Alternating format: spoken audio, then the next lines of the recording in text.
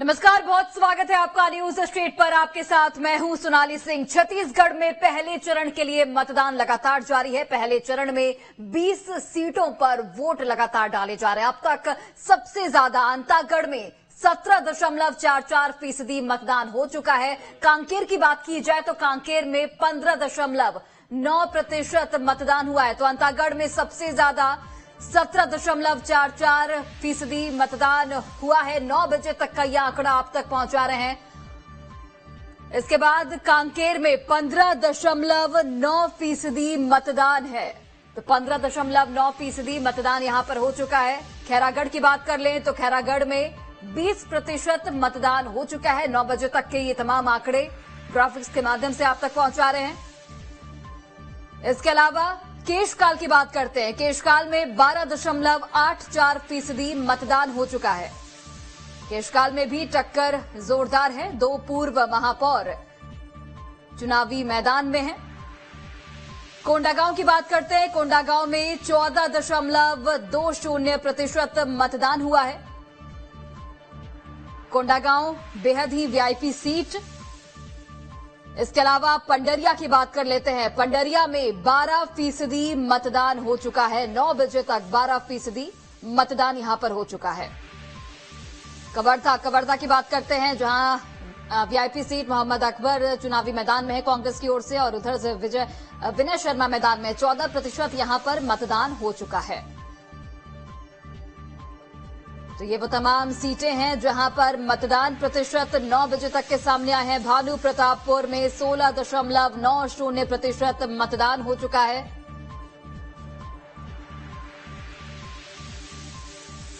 बीस सीटों पर आज मतदान सुबह से ही जारी, जिसमें बस्तर संभाग की 12 सीटें और दुर्ग संभाग की 8 सीटें शामिल हैं। और ये मतदान प्रतिशत तमाम सीटों की। तो बढ़ते आगे, छत्तीसगढ़ में लोकतंत्र के महापर्व में बेहद खूबसूरत तस्वीरें देखने को मिल रही हैं। कवर्धा में युवा वोटर्स जमकर अपने मताधिकार का इस्तेमाल कर रहे हैं। कवर्धा में वोटर्स से खास बातचीत की है हमारे सहयोगी अंकुश शर्मा ने। देखिए। छत्तीसगढ़ में लोकतंत्र का त्योहार मनाया जा रहा है और इस त्योहार में सभी लोग भागीदार बन रहे हैं। कवर्धा जिले के आदर्श मतदान केंद्र में हम खड़े हैं और आदर्श मतदान केंद्र में सभी वर्ग के लोग वोट करने आ रहे हैं। और वोट करने के साथ साथ यहाँ पर आप लोगों ने वोट कर दिया है क्या? जी, वोट हो गया। इस बार हर बार पहले दूसरे में रहते, इस बार थोड़ा चौथे पांचवे में आए। थोड़ी भीड़ हो गई थी इसलिए वो हमेशा पांचवे में आए। मतलब वोट देने में थोड़ा लेट हुआ है। कोशिश पहले करने की थी। हम लोग आगे ही रहते हैं, सब फर्स्ट सेकंड रहते हैं वैसे देने के लिए। अच्छा, इस बार थोड़ा सा पीछे रहे। हम लोग आते तब तक तैयारी नहीं रहती, रुकना पड़ता है। मतलब थोड़ा लेट जाएंगे तो हो जाएगी तैयारी तब तक। कैसा लग रहा है वोट कर दिया? बहुत अच्छा लग रहा है। किस आधार पे इस बार वोट किया है? हाँ, हमको प्रत्याशी को जीताना ही है, कोई भी जीते दोनों में से। शौक सबको है वैसे। और हम और भी कुछ बुजुर्ग हैं, उनसे समझने की कोशिश करेंगे। आपने वोट डाल दिया है? जी, मैंने वोट डाल दिया है। मेरा नाम प्रेमचंद जैन, वार्ड नंबर 23 का मतदाता हूँ। क्या आधार रहा इस बार वोट डालने का आपका? हमारा तो विकास को ही हम प्रमुखता देते हैं। विकास, और सबसे बड़ी बात है कि स्वच्छ परंपराएं हो, लूट खसोट गुंडागर्दी ये सब ना हो, यही हम चाहते हैं। इस लोकतंत्र की खूबसूरती इन्हीं वोटर से बढ़ती हुई दिखाई दे रही है। वीडियो जर्नलिस्ट प्रमोद देवांगन के साथ अंकुश शर्मा, न्यूज स्टेट मध्य प्रदेश, छत्तीसगढ़। और मैं देखिए, कवर्धा के आदर्श मतदान केंद्र में पूर्व मुख्यमंत्री रमन सिंह के बेटे अभिषेक सिंह ने मतदान किया है। उन्होंने जनता से वोट करने की भी यहां पर अपील की है। साथ ही बीजेपी की सरकार बनने का दावा किया है। छत्तीसगढ़ की 20 विधानसभा सीटों पर मतदान की प्रक्रिया शुरू हो गई है और मतदान के पहले दिन कवर्धा शहर की अगर हम बात करें तो कवर्धा आदर्श मतदान केंद्र में देख सकते हैं कि वोटर्स की जो कतार है वो लग गई है। और पहले मतदान के लिए पूर्व सांसद अभिषेक सिंह जी भी यहां पर पहुंचे हुए हैं। सर, पहला वोट डालने सुबह सुबह आप पहुंचे हैं, कैसा है माहौल कवर्धा? कवर्धा में भारी बहुमत के साथ विजय शर्मा जी की जीत होने जा रही है, भारतीय जनता पार्टी की जीत होने जा रही है। और निश्चित रूप से बहुत उत्साह इस मतदान में दिखेगा। और मुझे लगता है कि इस बार मतदान के प्रतिशत के सारे रिकॉर्ड टूटेंगे। तो लोकतंत्र की एक तस्वीर ऐसी भी है कि यहाँ पर पूर्व जो सांसद हैं अभिषेक सिंह वो भी कतार में लगे हुए नजर आ रहे हैं और कवर्धा की ये विधानसभा सीट है, यहाँ पर मतदान को लेकर बड़ी उत्सुकता है और खासकर अब चूंकि पूर्व सांसद हैं, भारतीय जनता पार्टी के नेता हैं, तो वो अपनी जीत का दावा कर रहे हैं, अपने कैंडिडेट्स की जीत का दावा कर रहे हैं, लेकिन लोकतंत्र की तस्वीर में नेता भी शामिल होते हुए दिखाई दे रहे हैं। वीडियो जर्नलिस्ट प्रमोद देवांगन के साथ अंकुश शर्मा, न्यूज स्टेट मध्य प्रदेश, छत्तीसगढ़। तो बिल्कुल छत्तीसगढ़ विधानसभा चुनाव के पहले चरण की 7 बजे से शुरुआत हो चुकी है और 20 विधानसभा सीटों पर सुबह से ही मतदान लगातार जारी है। भीड़ इकट्ठा हो रही है, चाहे महिलाओं की बात कर ले, युवाओं की बात कर ले, बुजुर्गों की बात कर ले, अलग अलग मतदान केंद्रों पर बढ़ चढ़कर अपने मताधिकार का प्रयोग करते लोग नजर आ रहे हैं। चलिए अधिक जानकारी के साथ हमारे साथ गेस्ट पैनल जुड़ा हुआ है, सबसे बात करेंगे। वरिष्ठ पत्रकार रवि भोई जुड़े हुए, सर बहुत बहुत स्वागत है आपका। बीजेपी के प्रवक्ता प्रवीण साहू जुड़े हुए, आपका भी बहुत बहुत स्वागत है। और कांग्रेस के प्रवक्ता संजय देवगन भी हमारे साथ जुड़े हुए हैं, आपका भी सर स्वागत है। सबसे पहले संजय जी आपके पास आना चाहूंगी, क्योंकि आपकी सरकार है छत्तीसगढ़ में 20 विधानसभा सीटें और इन तमाम सीटों पर आप लोगों ने 2018 में काफी अच्छा प्रदर्शन किया था। अगर राजनांदगांव को छोड़ दिया जाए तो हर जगह आपकी सरकार है, तो यहां पर एक बार फिर से उसी परफॉर्मेंस को दोहराने की कोशिश जाहिर तौर पर कांग्रेस की होगी और यही वजह है कि एक बार फिर से आप लोग बिल्कुल आश्वस्त हैं जीत के लिए। सर्वप्रथम आप सभी को जय जोहार, जय छत्तीसगढ़। देखिए, यह चुनाव भरोसे का चुनाव है, विश्वास का चुनाव है और पिछले 5 साल में छत्तीसगढ़ की जनता ने देखा है कि कांग्रेस जो कही वो करके दी और धरातल पे काम करके लोगों को दिखाया और छत्तीसगढ़ को समृद्ध बनाने के लिए प्रत्येक व्यक्ति को, हर वर्ग को, गांव, गरीब किसान, शहर, छोटे उद्यमी सभी को लेकर के चले।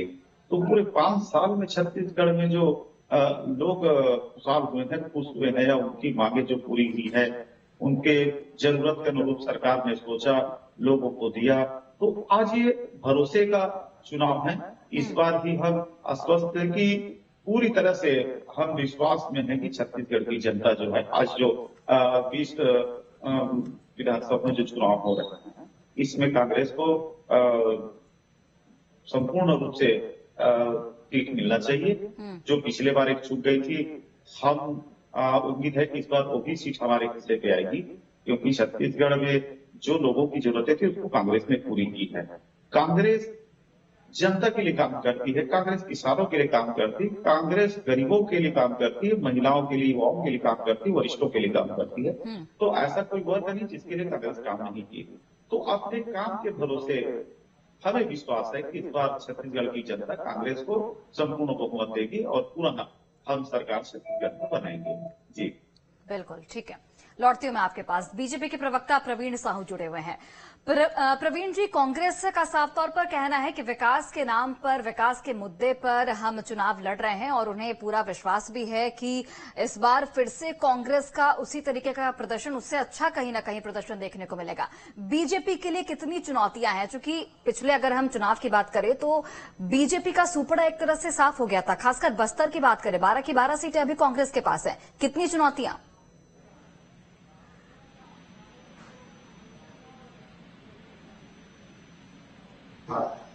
नमस्कार। देखिए, सबसे पहले तो मैं निवेदन करूंगा, जितने हमारे 40 लाख मतदाता है अपने मताधिकार का प्रयोग करें और अच्छे सरकार को चुने।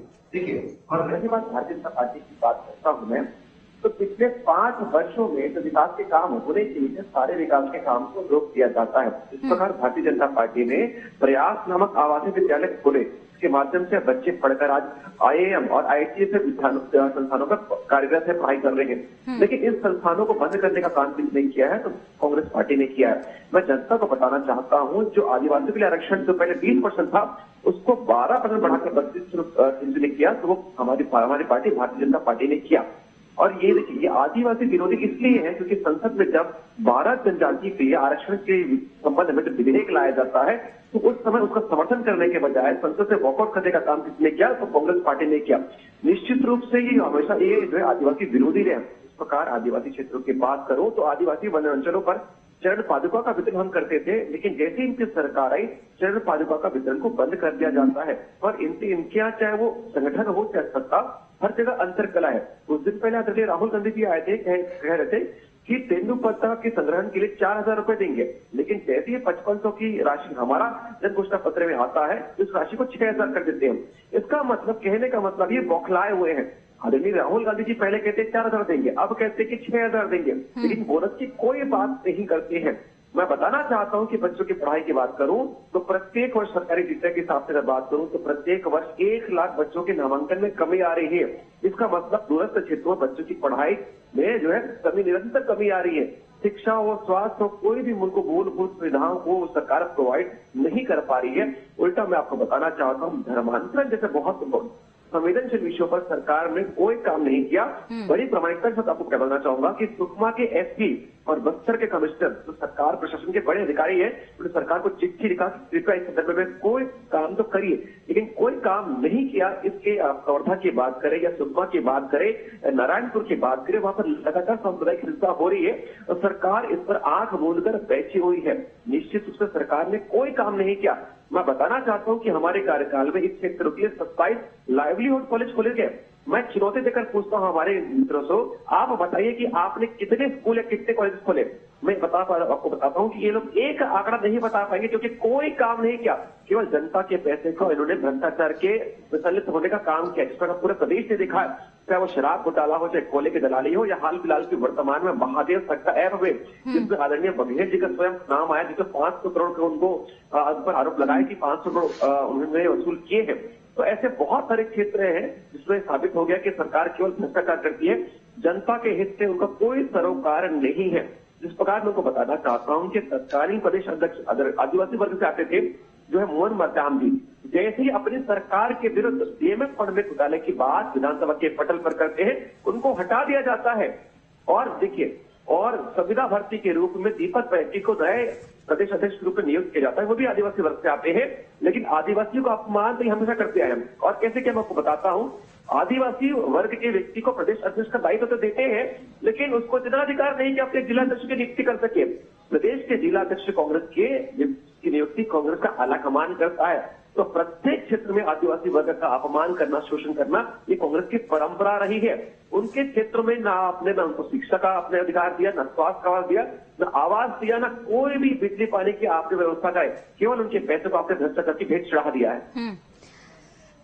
बिल्कुल, देखिए, आरोप प्रत्यारोप का दौर तो लगातार जारी रहेगा, लेकिन अब चूंकि आज बेहद ही महत्वपूर्ण दिन है, आज चुनाव का दिन है और मतदान लगातार सुबह से ही हो रहे हैं, तो अगर हम राजनीति छोड़ के विकास के मुद्दे पर बात करें, क्या कुछ जनता ने मांगा था, क्या कुछ आप लोगों ने दिया, उन मुद्दों पर बात करें तो ज्यादा अच्छा होगा। रवि भोई जी जुड़े हुए, वरिष्ठ पत्रकार। रवि भोई जी, 2018 में जो नतीजे हमें देखने को मिले, 2018 में जाहिर तौर पर 15 साल से बीजेपी की सरकार थी, अब जनता का उस टाइम मूड बदलाव का था, बदलाव किया गया, भूपेश बघेल सरकार आई, उसके बाद अब लेखा जोखा भूपेश सरकार के कार्यकाल में जो भी उन्होंने काम किए, सब लेखा जोखा जनता के पास है। अब उस आधार पर वोट पड़ेंगे, यानी कि क्या ये माना जाए कि कमबैक की स्थिति में भाजपा है क्या, या फिर से वही जीत दोहराई जाएगी कांग्रेस की ओर से?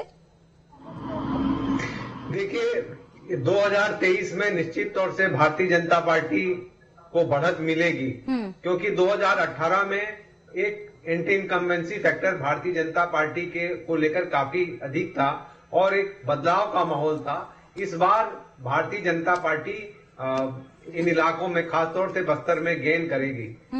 और जहां तक विकास की बात है, बहुत सारे वादे किए गए थे और काम करने की बात हुई। मैं भी सुन रहा था, बीजेपी के प्रवक्ता की तरफ से बात हो रही थी, आदिवासियों के अपमान।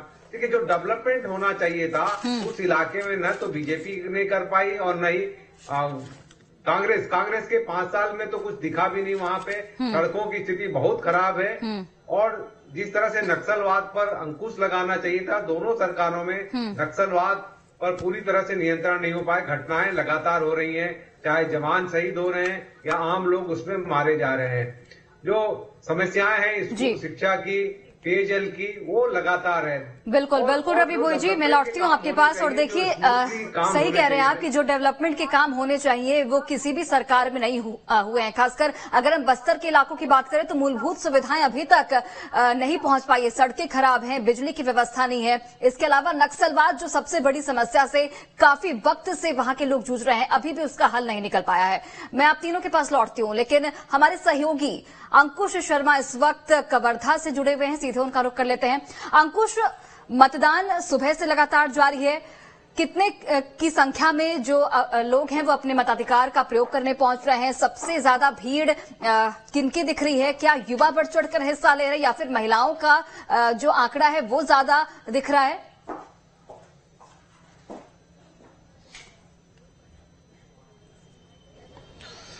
देखिए, कवर्धा में सुबह 8 बजे से मतदान शुरू हुआ है और मतदान के बाद से हमने तस्वीरें देखी हैं तो हर एक वर्ग जो है वो यहाँ पर पहुंच रहा है, चाहे वो युवा हो, महिलाएं हो, पुरुष हो या फिर बुजुर्ग हो। सभी उम्र के लोग जो है मतदान में बढ़ चढ़कर हिस्सा लेते हुए दिखाई दे रहे हैं और अलग अलग बूथों पर जहां जिनका नाम है वो जाकर अपना मतदान करते हुए नजर आ रहे हैं। हमने सुबह से जो तस्वीरें देखी उसमें बीजेपी के जो कैंडिडेट हैं विजय शर्मा अपने परिवार के साथ यहाँ पर पहुंचे, उन्होंने मतदान किया। पूर्व मुख्यमंत्री डॉक्टर रमन सिंह के बेटे यानी पूर्व सांसद अभिषेक सिंह ने अपना मतदान किया और इसके अलावा अलग अलग आयु वर्ग के लोग जो है लगातार मतदान केंद्र पहुंचकर वोटिंग करते हुए नजर आ रहे हैं। मैं एक बार फिर से तस्वीरें दिखाने की कोशिश करूंगा कि देख सकते हैं कि ये जो कुछ महिलाएं हैं, कुछ लड़कियां हैं और जो इनकी जो तादाद है वो महिलाओं की ज्यादा दिख रही है। एक बार फिर से यहाँ पर ये मतदान के लिए पहुंचे हैं और मतदान करने के बाद जो है मतदान के ठीक पहले उन्होंने पहले अपने घर का काम निपटा लिया है, उसके बाद मतदान करने पहुंचे। हम मतदान केंद्र के अंदर चल के थोड़ी सी तस्वीरें दिखाने की कोशिश करेंगे कि लंबी लंबी अंकुश मैं चाहूंगी वहां पर जो लोग मौजूद हैं, जो वोट कास्ट करने पहुंच रहे हैं, जरा उनसे भी बात कीजिए और जानने की कोशिश कीजिए कि किस तरीके का माहौल और किन किन मुद्दों पर वो वोट डालने पहुंचे हैं वहां पर।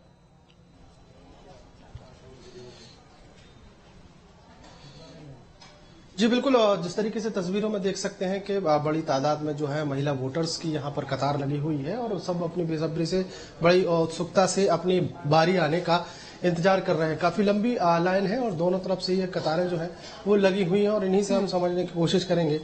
आप लोग मतदान करने पहुंचे हैं, कैसा लग रहा है? अच्छा लग रहा है, बहुत अच्छा। किस आधार पर रहेगा इस बार का मतदान आप लोगों का?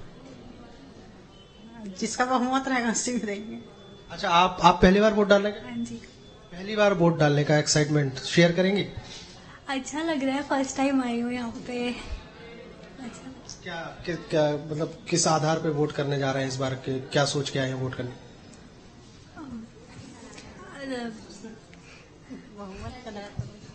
कब से खड़े हैं आप? कब के खड़े हैं दादा?